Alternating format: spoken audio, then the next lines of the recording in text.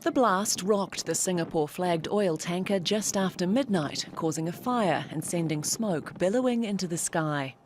The BW Rhine was parked up in Jeddah's port. Its owner, Hafnia, says all 22 sailors on board escaped unhurt. Saudi-owned media reported that 2 small boats were seen before the explosion. It's the latest in a string of attacks on Saudi Arabia's energy sector, mainly claimed by Houthi rebels from across the border in Yemen. Just 3 weeks ago, the Houthis fired a missile which struck a petroleum plant in Jeddah, damaging a fuel storage tank. The Houthis have been escalating their cross-border strikes to pile the pressure on the kingdom.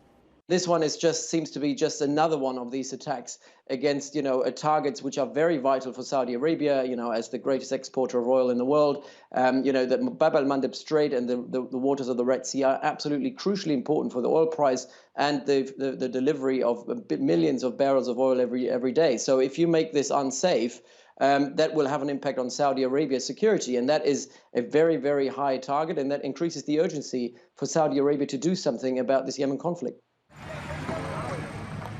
The distance between Yemen's shores and the port of Jeddah makes it difficult, but not impossible, for the Houthis to send 2 small boats filled with explosives more than 600 kilometres to launch such an attack.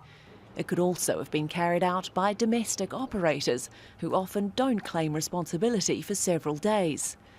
So far, no group has said it was behind Monday's blast, which Saudi Arabia's described as a terrorist attack. There have been several violent incidents in the country this year. Last month in Jeddah, a bomb exploded at a non-Muslim cemetery, injuring several people. This is a very tricky actions done by groups or states or groups supported by states, and of course they don't claim.